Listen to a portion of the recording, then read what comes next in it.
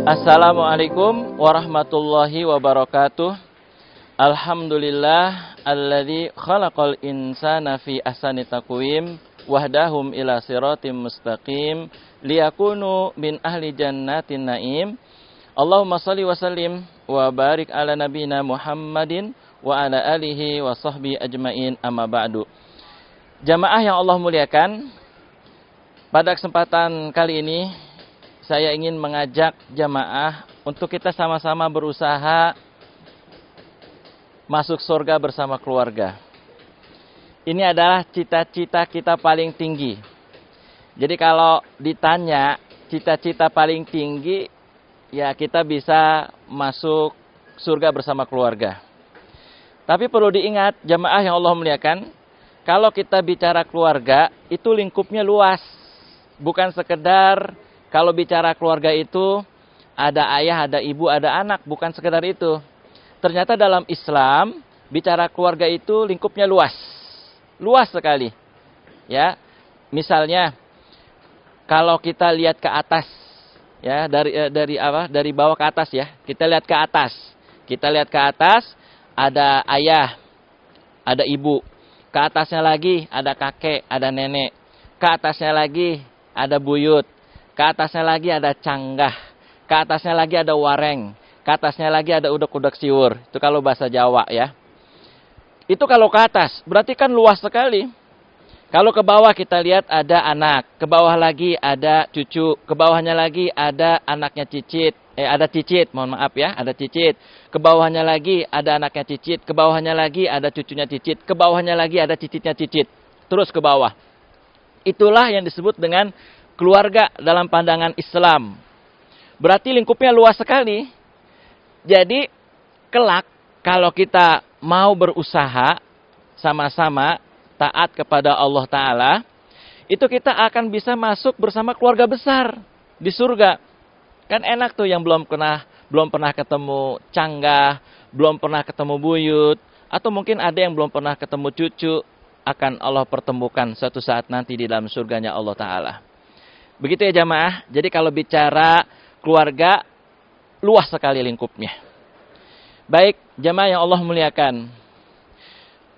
Supaya kita semuanya bisa masuk surga bersama keluarga besar, maka yang pertama-tama kita lakukan adalah fokus. Fokus terhadap cita-cita kita. Sebagaimana kita juga fokus terhadap dunia, kita juga harus fokus terhadap akhirat kita. Supaya dapatnya bagus gitu. Kalau orang fokus kan dapatnya bagus. Jamaah yang Allah muliakan, misalnya tadi sudah saya sampaikan bahwa kalau masuk keluarga itu berarti bersama keluarga besar. Bukan cuma suami, istri, anak, atau ayah, ibu, anak, bukan. Tapi dari atas ke bawah. Ini menurut pandangan Al-Quran, surah Ar-Ra'd ayat 23. Allah berfirman,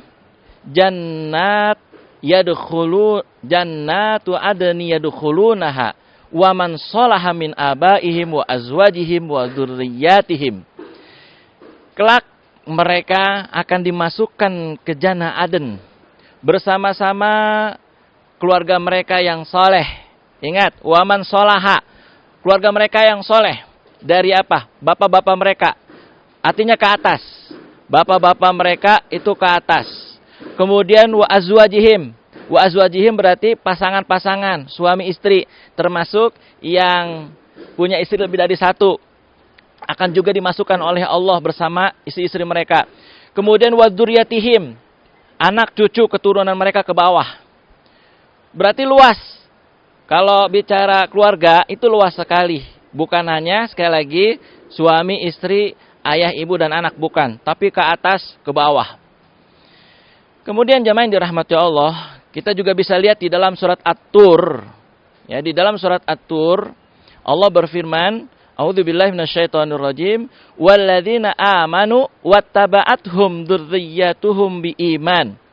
Dan orang-orang yang beriman serta anak cucu keturunan yang mengikuti keimanan mereka, Allah berjanji, alhaqana bihim dzurriyyatahum. Allah berjanji akan mempertemukan kembali mereka. dengan keluarga besar mereka itu di dalam surganya Allah Ta'ala. Ini janji Allah. Wa ma alatnahu min amalihi min syai', tanpa mengurangi pahala dari masing-masing keluarga. Maka ayat ini surat At-Tur ditafsirkan oleh Ibnu Abbas radhiyallahu anhu. Ibnu Abbas mengatakan, innallaha la yarfa'u dzurriyyatal mu'min fi darajatihi wa in kanu duna dzalik. Wa in kanu duna fil amal. Wa in kanu duna fil amal. Begitu kata Ibnu Abbas dalam menafsirkan ayat tersebut. Artinya apa? Kata Ibnu Abbas begini, masing-masing keluarga itu, bapak-bapak, ibu-ibu yang Allah muliakan, beda-beda amalannya, beda-beda derajatnya. Ada dalam satu keluarga, ya, ada yang hafal Quran 30 juz. Ada satu keluarga juga yang hafal Qurannya hanya juz 30. Ada juga dalam satu keluarga hafalnya cuma 3 kul. Kul huwallahu ahad, kul ya ayyuhal kafirun, kul huwallahu ahad, kul a'udzu birabbil falaq, kul a'udzu birabbin nas. 4 kul berarti ya. Ada yang sholat wajibnya rajin, sholat sunnahnya juga rajin. Ada kan? Ada yang rajin puasa sunnah, ada yang enggak, cuman puasa wajib aja Ramadan. Kan masing-masing dalam sebuah keluarga beda-beda keimanan, beda-beda amal, beda-beda derajat kan? Tapi dalam surat At-Tur ini, kata Ibnu Abbas, Allah berjanji meskipun dalam satu keluarga beda-beda amal, beda-beda derajat, Allah berjanji akan mempertemukan mereka tanpa mengurangi sedikit pun pahala dari masing-masing keluarga. Jadi keluarga yang derajatnya tinggi, nggak bisa diambil itu pahalanya dengan yang derajatnya rendah. Ya, tapi tetap Allah berjanji akan mempertemukan mereka di dalam jannahnya Allah Subhanahu wa taala. Tujuannya apa? Kata Allah, tujuannya liqarrabihim ainuh, agar orang tua merasa senang kalau ketemu anaknya di surga, agar orang tua senang kalau ketemu keturunannya di surga. Begitu jamaah yang Allah muliakan. Masya Allah, ini janji dari Allah Ta'ala. Nah, bapak-bapak, ibu-ibu yang Allah muliakan, pasti bapak-bapak, ibu-ibu yang menonton tayangan ini pengen banget deh ketemu dengan keluarga besar. Apalagi yang udah ditinggalin keluarganya lama. Suami sudah meninggal duluan atau istri sudah meninggal duluan. Pasti kangen kan? Kakek, nenek udah meninggal duluan. Kangen banget, Masya Allah. Kita pengen itu bertemu lagi dengan keluarga besar. Semuanya. Bukan hanya ketemu dengan anak, bukan hanya ketemu dengan orang tua, tapi ketemu dengan keturunan yang lainnya. Dari atas ke bawah, kan begitu. Jamaah yang Allah muliakan, maka tadi sudah saya sampaikan, kata kuncinya adalah fokus. Karena nanti ada yang tidak fokus. Allah Subhanahu wa taala mencontohkan orang yang fokus itu ada di dalam surah Al-Baqarah ayat 133. Ini orang yang fokus. Allah berfirman, A'udzubillahi minasyaitonirrajim. Am kuntum syuhada a'id hadar Ya'qubal maut id qala li banihi ma ta'buduna min ba'di. Kamu saksikan detik-detik menjelang akhir hayat dari Nabi Yakub. Jadi detik-detik Nabi Yakub mau meninggal dunia. Apa pesan Nabi Yakub kepada keturunannya, kepada anak-anaknya? Ma ta'buduna min ba'di. Wahai anak-anakku, apa yang kau sembah setelah ayah meninggal dunia? Maka anak-anaknya, anak keturunannya, cucu keturunannya itu kompak menjawab. Ya, na'budu ilahaka wa ilaha abaika Ibrahim wa Ismaila wa Ishaq ilahan wahidan wa nahnu lahu muslimun. Kami akan menyembah Tuhanmu wahai ayahku, Tuhan nenek moyang kita, Tuhannya Nabi Ibrahim, Tuhannya Ismail, Tuhannya Ishak, yaitu Tuhan yang esa, dan kami hanya tunduk patuh kepadanya. Begitu jamaah yang dirahmati Allah. Ini orang yang fokus dan pasti nanti di surga ketemu lagi mereka. Karena fokus mereka ini. Nah, ada yang tidak fokus. Wal iyadzubillah. Ini Allah gambarkan di dalam surah Al-A'raf ayat 50. Ya, ini orang nggak fokus nih. Nauzubillah min dzalik. Mudah-mudahan kita bukan yang termasuk yang nggak fokus jamaah ya. Ngeri banget nih. Allah berfirman, "Wa nada ashabun nar ashabal jannah." Penghuni neraka berseru kepada penghuni surga, "An afidu alaina minal ma'i aw mimma razaqakumullah." Wahai penghuni surga, tolong berikan kami setetes air saja, kami haus. Berikan kami rezeki yang diberikan Allah kepada kalian semua. Kami haus sekali, setetes aja. Maka penghuni surga menjawab, jamaah.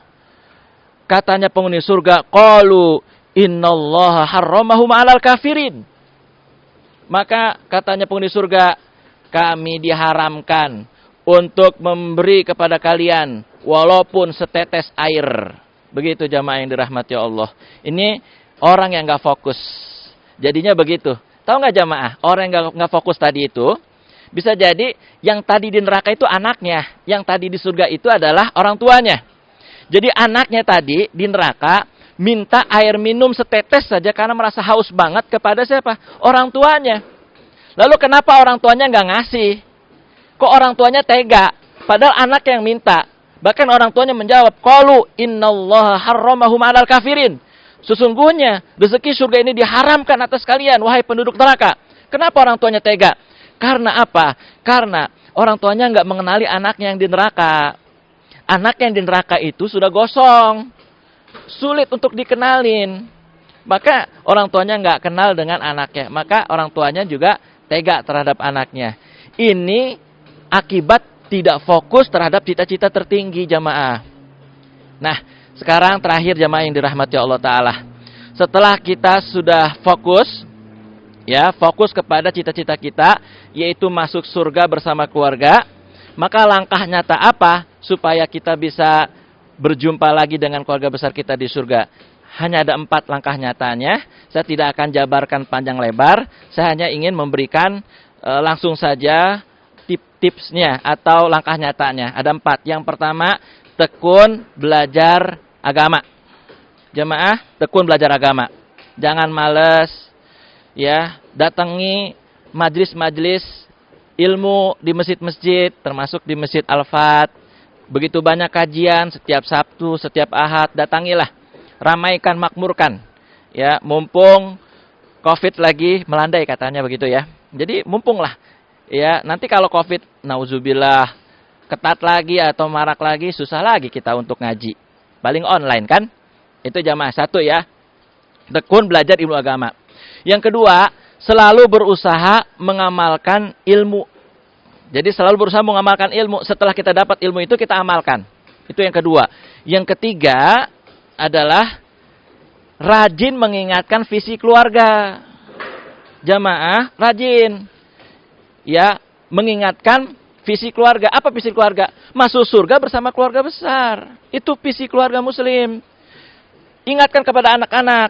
Wahai anak-anakku, ayo dong bantu ayah dan bantu ibu. Supaya kalian ketemu lagi dengan ayah dengan ibu. Dan ayah dan ibu juga ketemu lagi dengan kalian di surga. Jadi kalau ada anak-anak yang malas sholat, malas ngaji, ingetin visi keluarga. Bilang kepada anakku bantulah ayah dan ibu. Supaya kita bisa ketemu lagi di surga. Yang keempat, langkah nyatanya adalah doa. Berdoalah kita kepada Allah agar seluruh keluarga besar kita ketemu lagi di janahnya Allah. Wallahu a'lam bishawab. Wassalamualaikum warahmatullahi wabarakatuh.